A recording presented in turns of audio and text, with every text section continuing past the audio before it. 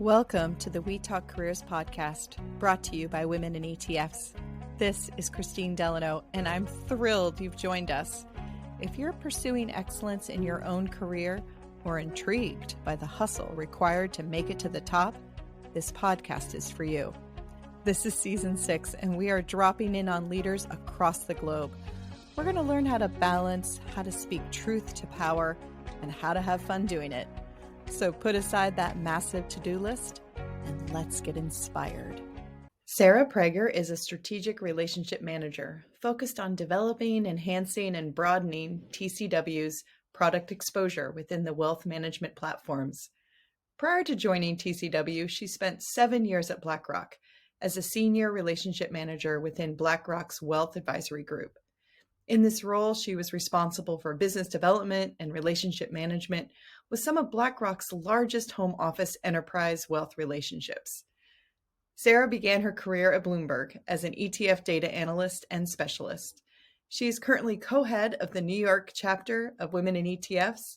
She resides in New York City and is training for a marathon.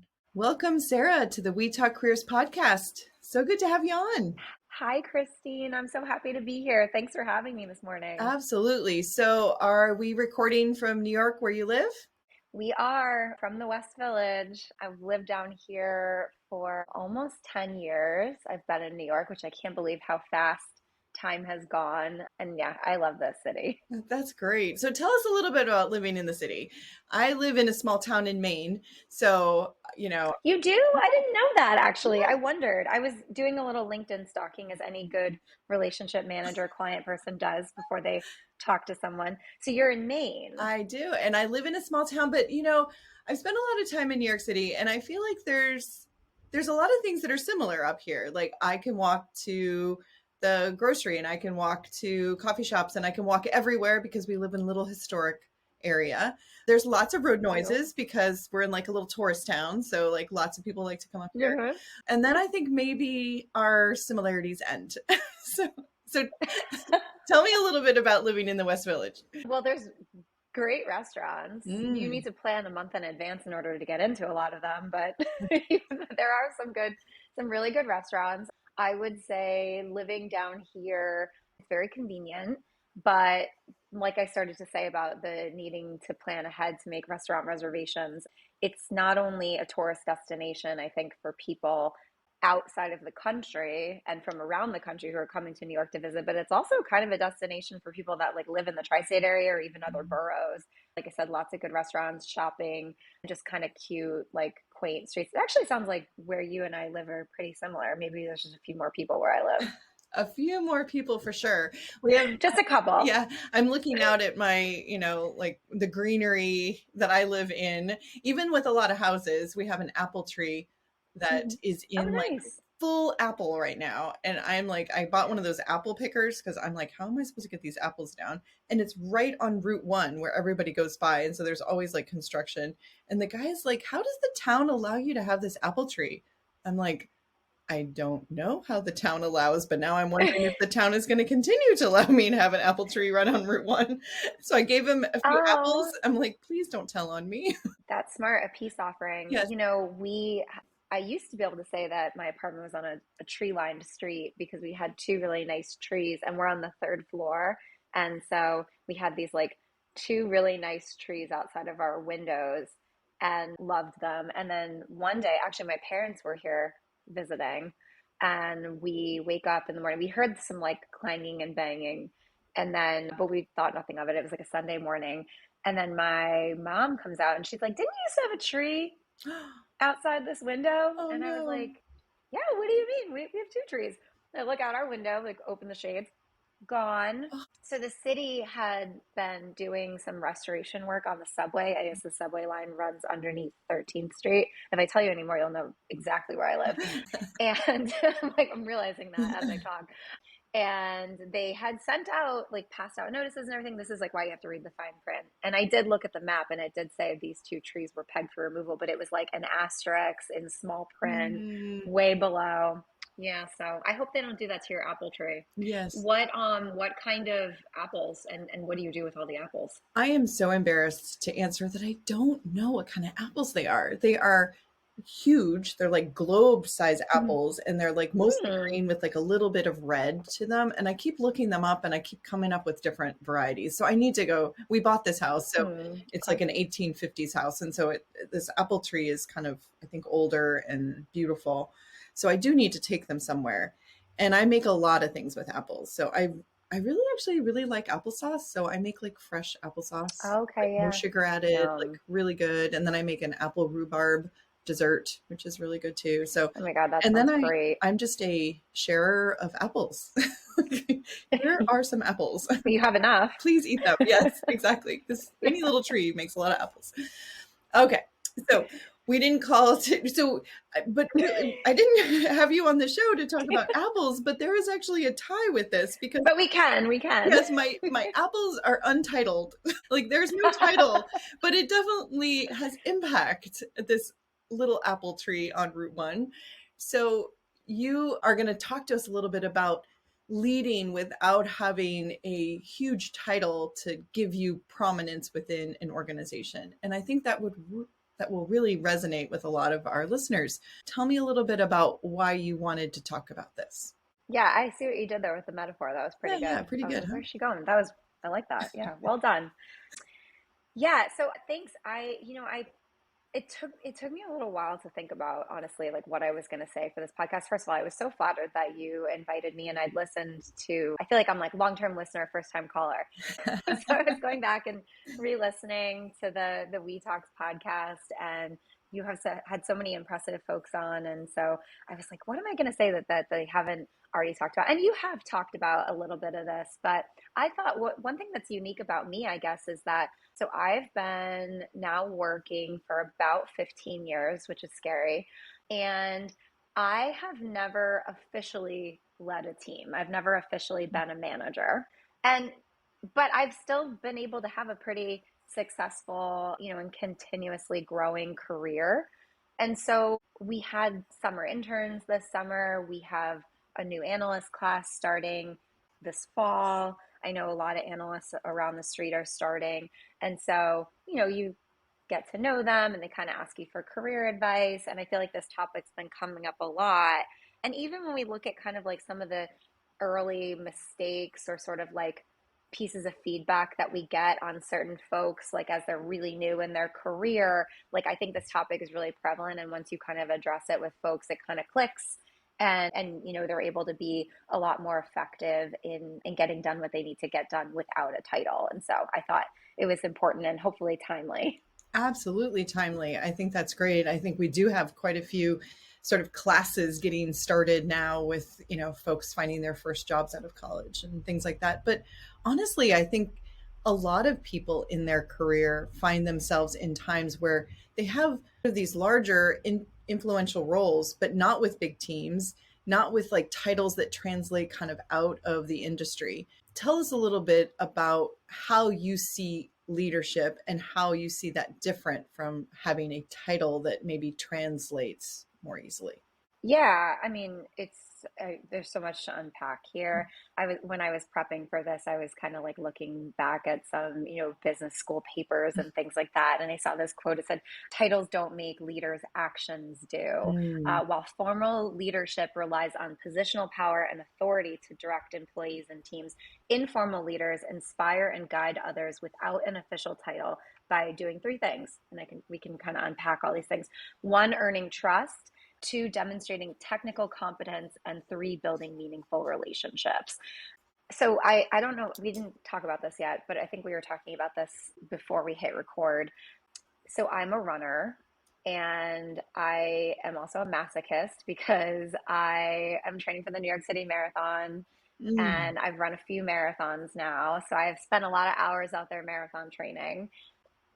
I don't know if for all the non-runners out there, you think, oh, I could just run a marathon. And the worst thing about running a marathon is all of the hours of training out there alone, running laps around Central Park or the West Side Highway or the bridges. I mean, you name it, like you try to find ways to entertain yourself. And I bring this up because I have a lot of hours by myself to think and listen to music and listen to podcasts and things like that. And you'll laugh maybe, but one of my favorite things to listen to is actually Hamilton, the musical. Oh, I love that. So, I mean, because it's like, it's entertaining. Like the music is peppy enough to kind of keep you going. A lot of the beats are kind of like in time with Mm. like how fast or slow I need to run. Because you do need to, one thing I've learned from marathon training is you really need to like pull it way back, like slow it way down. You can't like go out there and just try to sprint for 14 miles or whatever. And so I like to listen to Hamilton. It's a story, it's entertaining, like, it's maybe a little like invalid. It's not 100% historically accurate exactly as it happened, but like tells you generally the story of America's founding. And I find it very interesting. I like history. I'm a nerd like that. And so anyway, when I was doing my long run a couple days ago, I was listening to Hamilton, and there's this part of Hamilton, for anyone that knows the play, where Hamilton, it let me set the stage. So we're past the point, like the US has won the war, they're starting the government, George Washington's president, Thomas Jefferson is Secretary of State, and Hamilton's in charge of the Treasury. And they go and they have this debate. It's a cabinet meeting. And Thomas Jefferson has the floor and he makes some pretty good points. And then Hamilton gets up and Hamilton's like, just basically wants to kind of tell him off and like just show everyone in the room how smart he is. And when he's done giving his speech, he gets down and he's feeling really proud of himself. And he's like, my points were so good. Like, everyone's going to vote for me. How could I not win? I'm right. And George Washington pulls him aside and says, hey, you don't have the votes. Mm. And he's like, what do you mean? And he's like, you need the votes. Like, and my takeaway from that, it's I mean, from a Broadway play, but it's a really important lesson, I think, to tie it back to work and everything you do in life, which is like, you could be the smartest person in the room. You could be right or think you're right. Maybe let's say you are 100% right. If you can't get people to agree with you or see things your way, you're not going to be able to get done what you need to get done. Yeah. And so, yeah, I just think it's a really important lesson that, you can kind of take into the workplace. And I think, again, tying it back to especially people that are newer in their careers, like a lot of you are used to being in university, college, and you do some group projects, but a lot of the work is done on your own accord, right? Like, you are responsible for you and your grade, but when you get into the workplace, it's pretty much all group projects. And so you really need to think about how you can build consensus amongst your peers to be able to get to the best product. Right. And I think Hamilton has that song like In the Room Where It Happens or something like that, Yeah. right? And I Yeah. think what you're talking about too is just this idea that folks that are younger to like the influential leadership that is so important in all of our careers is that they believe that the decision is being made with the speeches that are given. But the work Right. has all been done in all of the all of the runs that have happened before, right? Like all of the relationships that you built, all the trust that's gone into it. All of those pieces are what make people vote and move along. Now the movies show that like one speech and everybody changes and everybody's aligned, but we know in real life that all the work happens as we're having those sidebar conversations and the one-on-ones, understanding what everybody needs out of this, what's their currency, how do we build sort of consensus well before the speeches, before the vote, right? It's so true. It's so true. And actually, I do have a real life example that I learned from because I flubbed it the first time. So we didn't get too much, I don't think, into my career and what I do, but I'm a salesperson. I'm a relationship manager. And right now I work for a more boutique asset manager, but I used to work for a much larger asset manager. And I cover clients. I cover large home office wealth clients. And my job is essentially to try to get our products onto shelf so that advisors can buy them, get them onto research recommended lists so advisors will buy them, and get them into home office discretionary models as well to make it easier for advisors to buy them. And I've done that role in different capacities, over the last, call it 10 years or so between these two firms. And so one of the things that I also needed to be able to do and need to be able to do in that role is represent these clients, right? When I go back to the firm that I work at, maybe they need me to help push through a contract. We've been negotiating a contract and I need to get it signed off on. Maybe they need us to make an amendment or an enhancement to one of our products to make it easier for them to use. Maybe we need to make an enhancement or an amendment to something in our legal language so that we can get our product on their shelf. Like there's a lot of negotiating stuff that goes on behind the scenes. And so like not only do you need to make sure that the client feels like you're on their side, but you also need to make sure that you've kind of like built those relationships and that consensus internally to be able to get to a place where you're able to deliver to the client what they need. And so my example is a few years ago at my old shop, I was working on a pretty intense contract negotiation with a big client that I was working with. And we had done a lot of work to make sure that the terms were favorable on both sides. But it was a big organization. It's a big client. You're signing these contracts. There's implications that go out like 5-10 years. And so there's a lot of senior leadership involved. There's a lot of people involved across legal and compliance. And you just need to make sure that like everybody's on board. You have to solicit a lot of people to get the votes to get it passed through. And so first time I went before the committee to try to get this contract passed through, knew everything about the client. I knew why it was important to them. I knew a pretty good amount about like what we were doing on our end. And I got up and I made what I thought was a pretty compelling argument. And I got some of the votes, but I didn't get all the votes. And so I got shot down. And this committee meets not like once a month. And so you got to get back on the calendar. So now I'm like, oh, shoot, I have a few more months before I can get this contract through. And the client, is motivated to get the contract done. So what did I do differently the next time? I went back to a lot of what we are talking about. So I thought through like, who said no to me and why did they say no? Part of this comes back to the style of the leader too that's in the room, right? Some leaders care a lot about data. Like that's what they want to see. They want to see the numbers. Some care a lot more about the strategy. Like if we do this, in 5 years, the business could look like this. And so, that's why it's beneficial. And even still, there are some leaders that, are like, they care a lot more about the relationship with the client. And I'm not saying that each leader only exhibits, or only cares about one of these things, but some care the most. And it all, again, goes back to different styles of leaders and different styles of just how people work. And so I'm lucky that I had built relationships and trust with these folks over many years working at the firm because I had spent time with them before I actually needed anything from them, right? So I had gotten to know them. I'd gotten to know, what they were about, their families, gotten to know them on like a more personal level. This goes back to, by the way, I think something I said at the beginning, which is like the earning trust and the building meaningful relationships. I was lucky that with some of them, like I had already demonstrated that I knew my stuff. They'd been in client meetings with me before. They'd heard me present on certain clients or certain initiatives or certain projects that I'd worked on. So they knew I knew my stuff. And what I did is I went and I had side conversations with every single one of them over the next like couple months leading up to the next committee meeting. And I really sat down and I tried to understand like, why is it a no? And what could we do to make it a yes?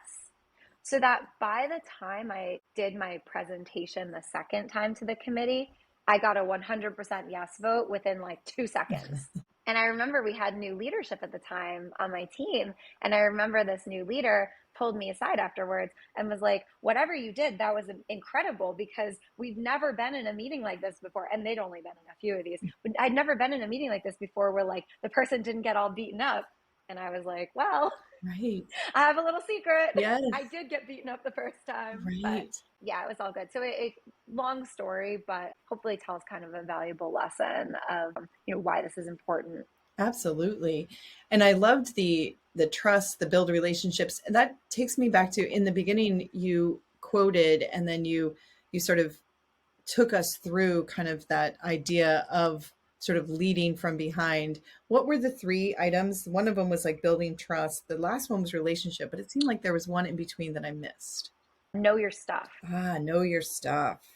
Yeah, so the demonstrating technical competence, I think, was actually the way I said it. Right, right. I feel like people sometimes settle into one of these. And I mean, it's good to know your strengths, right? It's good to this idea that you are trustworthy on the things that they ask you to do, but maybe you're not curious anymore about the things that you work on. So Yeah. you're not really on top of knowing your stuff, or you're really good at relationship building, but you're also willing to kind of let go of the little things that people care about. And so you sort of lose the trust of your team. So I really do think that those sort of three steps in concert of building the trust and understanding the relationships, but really making sure that you don't lose out on this idea of really knowing your stuff.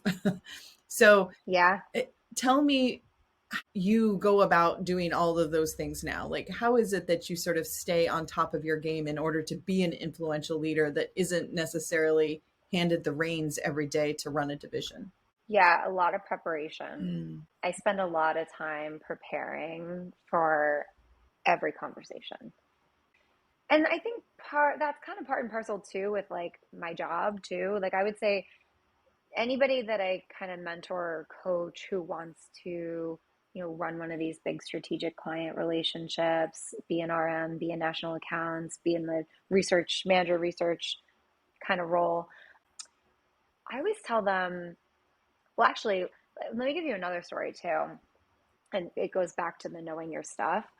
When I first started at my previous firm, I came in as a subject matter expert. So that's another thing I didn't mention is that my background is actually in ETFs. Mm. So before I moved to the asset management side, I was on the research or product specialist side. So I started my career at Bloomberg in 2009, and I was lucky enough to work with Eric Bell, and he got me really into ETFs and really got me a ton of exposure and helped me build my network at a super young age.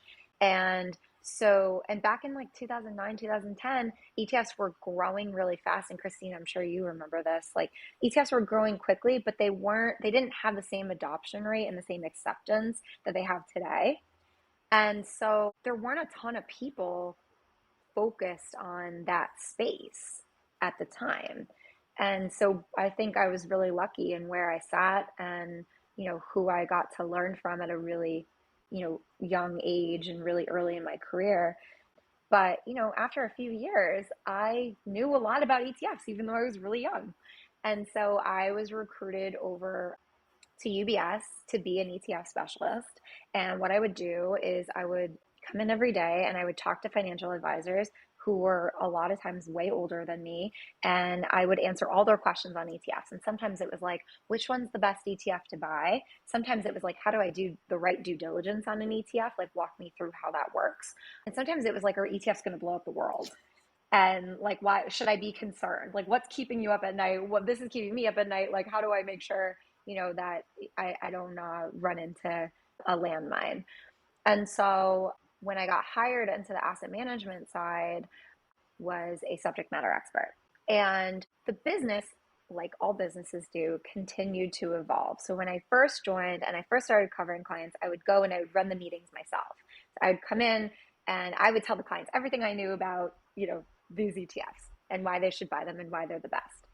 And then we started hiring product specialists and we started working with product specialists. And then it was like, do you bring the product specialist to the meeting or do you do the meeting yourself? Because like you are the product specialist, but you're also the client specialist. And so how do you balance that? And there's a little bit of ego there, I have to say. Like I struggled with that a little bit in the beginning to be like, why do I have to bring this guy in to tell them everything about fixed income ETFs when I already know everything about fixed income ETFs and they trust me to know everything about fixed income ETFs? But I realized that the more meetings I did with these folks, the more impactful the meetings were. Why is that? Well, one, allowing that person to be the expert on the specific topic that we're talking about allowed me to sit back and gauge the client's reactions, read the room, take notes, pick up tidbits, be thoughtful about my takeaways. So that was one thing. Two, it allowed me to be more on the side of the client. So now I was more in their shoes, right? Like I wasn't the one presenting to them and trying to sell them the thing. I was the one helping them ask the questions. And so I'm getting a little bit tangential here. I promise I'll bring it back. But I think like the most important thing in my role and what I tell and coach a lot of the newer folks that are coming in is your job is to anticipate what questions might get asked. So even though when you, like if you execute a meeting perfectly, right? Like I might come in, do an intro, sit back. The specialist says most of the things. Maybe I ask one or two questions to tie it up at the end. Like if you watch me in a meeting like that, you might be like, what is Sara even doing? Did she just roll out of bed and show up here? But no, like I know the client really well. I know what kinds of questions they might ask. I know what matters to them. And so I've already prepped the product specialist on all of these things so that, by the time we have the meeting and we execute the meeting, like I think I've done my job. And so I think, again, it gets back to a lot of what you were asking about, which is like making sure that you like still know your stuff. It's so important to know everything that, is going to be talked about and being able to anticipate what kinds of questions people might ask and just being really super prepared for every conversation that you have. Right. And that's so smart. I feel like a lot of folks really get hung up on the ego and not the outcome. Right. So it's really easy to sit into a meeting and say, well, I know that answer, so I should be the one to answer it. Or I know how I can steer this. Or, oh my goodness, we're wasting our time on things that don't matter. Like, who cares that their, kid just went to Lehigh or blah, blah, blah. Like, I just, like we need to get on with it. And if you can put aside the sort of ego and, where you're trying to go and sort of focus on the outcome of what it is that you want to see successful at the end of this meeting. So you're looking at a continuous relationship. This isn't transactional to you. This isn't like, I need them to sign this one thing, check this one box right now, and then I can be done with them. You see the long game, which I think is just really powerful in being able to be seen as a leader, everyone around you. Yeah. And I think what you're talking about, Christine, is so important, like having that vision and, making sure that it comes back, I think, like to the idea of being able to influence, especially influence without authority, is like figuring out like what makes someone tick, like what matters to them. And like, how do they contribute to the shared vision of the company, right? Like everybody wants the company to be successful, but like, at the end of the day, like I want the company to be successful, but I still need to hit my metrics.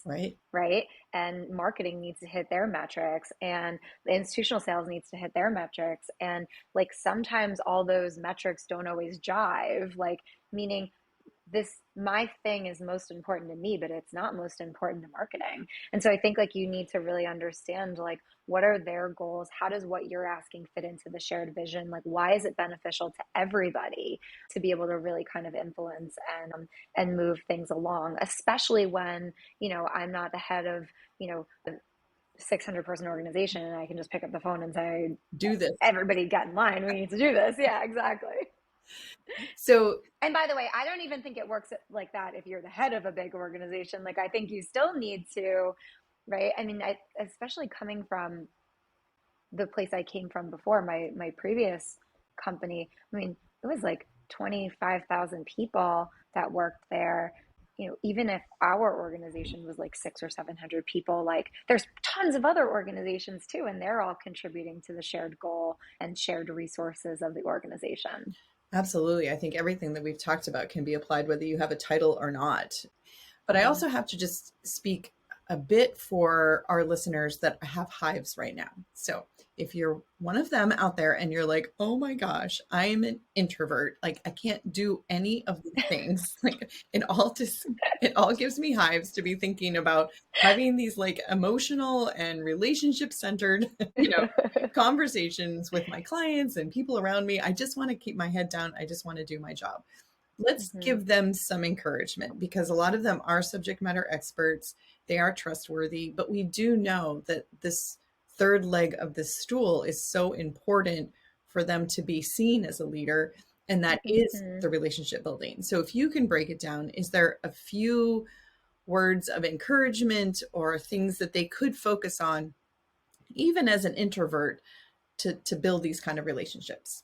Yeah. And by the way, even though I probably come off as an extrovert, like I get nervous before I go into big rooms of people and before I give presentations and No before way. I, meet a bunch of people I don't know. I do. I get so nervous. I got nervous to do this podcast. No, I always joke. I say I'm kind of an introvert at heart. My husband's like, you are not an introvert. I don't But think you know I the am. It's like, I definition, like Sarah. my alone time. I know, I guess I don't. No, you know what? Well, one thing I would say is like, I do think maybe a message to the extroverts or like self-identified extroverts. Like, I think it's incumbent upon us to make sure that we're bringing people along too, right? And I think, again, it goes back to the relationship building piece of it. Like maybe somebody doesn't feel comfortable speaking up in a room or, picking up the phone and like setting up a coffee chat. Like, I don't think we talked much about coffee chats, but like that's something I do a lot. Like I want to try to spend time and get to know everybody. And so, there's a more like junior person at my firm right now who, comes in every day, like seems like he does a great job, but he's super quiet. And so one day, recently I said, do you want to go grab lunch? And I think he was like shocked that I asked. And I just, we grabbed some lunch. I, tried to just like tell him a little bit about myself, get to know him. And like, as I got him talking, I kind of loosened him up and I learned, he's like really focused on his faith and he's involved in a lot of church groups, which is really interesting and cool. He's met a lot of really interesting people through that community. And like his family has a boat. Like I like learned all this really great stuff about him, and now we say hi every time we see each other in the hallway. And at some point, like he may need to pick up the phone and ask me a favor, I may need to pick up the phone and ask him a favor, and now we know each other, right? It's there's no like awkward, like I don't know this person at all, like how do I start the conversation? You want to make sure that you have the relationship before you need to make the ask. Yes. Okay. So our introverts should be challenged to try to think about some coffee dates. Try to think about just a few times that if you're going to go ahead anyway and have lunch or need a cup of tea or a cup of coffee or something like that, is to do an invite. Anything else that we can tell them to maybe get their courage up to, form relationships and be able to, speak in front of teams that maybe would be problematic? Yeah, I mean, I would just say like having confidence in yourself that you know your stuff really well. And I used to, I mean, like I said, I still get nervous, but I used to get really nervous giving presentations. And I had a mentor that said, like, you know this stuff better than anybody. Like, who cares if you don't say everything you wanted to say? Like, they don't know. The only person that knows what you wanted to say and everything that there is to say is you, because you already know all the things. And so just have confidence in the fact that like you know your stuff, you are prepared, people want to see you succeed. I don't know if this is maybe I I like you talked about having hives, like I think maybe some people would like outwardly cringe if this happened to them, but an old boss who, and I always loved that he did this. He had, a lot of junior people on the team, especially a lot of junior women, and I think, you know, they often didn't talk in meetings. And so what he started doing is not calling them out. Again, this is just a team meeting, so this is considered like a more safe space. And I think he would even talk to them on the side and, get their opinions on things. So it wasn't like he was calling them out and they didn't have an opinion. But in the meetings, everybody else had a lot to say, and then things would get a little quiet. And he'd say, I want to hear from Christine. Christine, like you and I had a good conversation about this the other day. Like, why don't you share, kind of what we talked about? And it just kind of opens up a little bit of a safer space, and like it just encourages that everybody has the ability to participate and share their views. Yes, absolutely.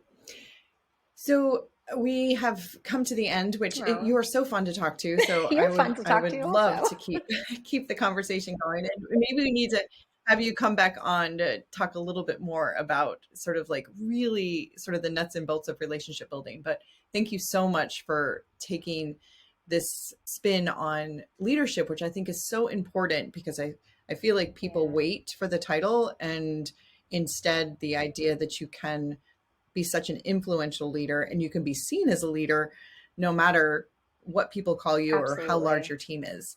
My last question is always the same. And I was thinking a little bit about it when you were talking about preparing for a marathon, because I feel like in some ways writing a novel is a marathon.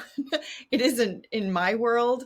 I think that so much of it is just getting words down by myself, no one around me, no one, encouraging me. I wish I had a better sort of track in my head or music in my head, but I tend to need, sort of quiet to do it. And I have a lot of people say, kind of like what probably a lot of people say to you too. It's like, oh, I'd love to run a marathon, or I'll do that someday. And I feel like I hear that a lot, like, oh, I'd love to write a novel, or I'll do that someday. So I have a big appreciation for the value of storytelling, the value of being able to embrace and inhabit someone else's world and grow in empathy and grow in understanding. So I have a debut coming out in January, The Lies We Trade, and it's really centered on a portfolio manager in the ETF industry. So it's really fun. And it was really fun to get a big publisher interested in our space, because that really hasn't happened in the fiction world. So I'm excited about it, but I'm also just excited about people exploring story, whether it be Hamilton as a musical or a novel or a podcast, whatever it may be. I think it really helps us sort of grow in our empathy for this world if we are exposed. So that all to say, is there something you'd recommend to our listening audience, something you've read or listened to recently that you think people might enjoy? Yeah, well, first of all, Christine, we didn't get a chance to talk about this yet, but congratulations on Oh, writing thank a you. book. That's very exciting. I can't wait to read it. And I think I was actually one of those people that said, "Oh, I'd love to write a novel one day." Also, going back to what we were talking about with like where I live versus where you live, and I'm like, you live in this 1850s house with an apple tree in Maine. Like, what could you think of a better setting to be a novelist? Like, no wonder you had Absolutely. inspiration. Maybe that's my answer. Very much. Next time I'm like, you know what? I want to write a book. First off, I have to get a lot more creative, but maybe I need to change my setting. Maybe that's what I'm doing Yeah, wrong. setting matters. Setting matters for sure. Oh, I love it. I love it so much. I like want to come visit you. So, yeah, well, I love thrillers. So I was excited that you're writing a thriller. Right now I'm reading The Last Mrs. Parrish, which I don't know if have Oh, you read yes. that? It's for a few years Yes. ago. I actually it had been on the shelf for a while. It was one of those ones I kind of just like pulled off as I was going to the beach recently, and it's been really good. A lot of twists and turns. But a book that I read recently that I really loved and really stuck with me is a book called Tomorrow and Tomorrow and Tomorrow. Oh my Have you goodness. heard that of that one? Have you read it? I have read it. Yes. That was like just a Um, novel that really touched my soul. so my son, who's 18, he just went to college, and he loved that book. And he's like, Mom, you have to read this. And of course, it had gone to Morocco with us. So it was like kind of destroyed, like water damage, all of that. But I Oh kind of yeah, love books that kind of me get that too, way, me because it's like too. well loved.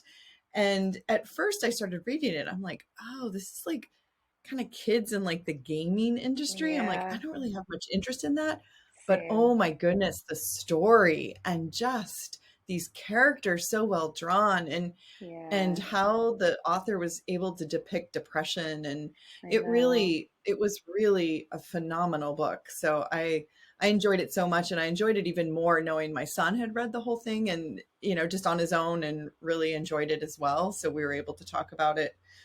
So Yeah, thank you I for bringing that one. it was really really good. It was just like I agree with you everything like the character development.